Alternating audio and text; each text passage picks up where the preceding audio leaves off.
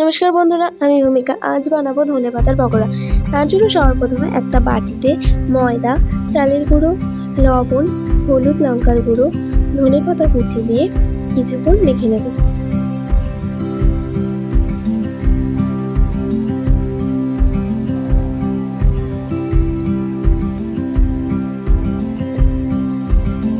তারপরে সামান্য একটু জল দিয়ে মেখে নেব। আপনারা এটা কিছুক্ষণ রেখে দিতে পারেন, তবে আমি সঙ্গে সঙ্গে ভেজে নিয়েছি।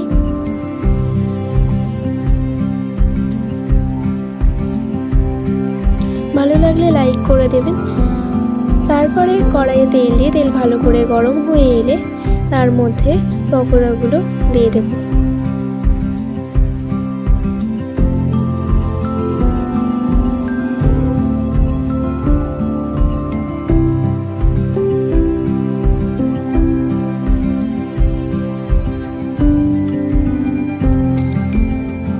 তারপরে পকোড়াগুলো ভালো করে ভাজার পরে এরকম লাল লাল হয়ে আসলে পকোড়াগুলো নামিয়ে নেব।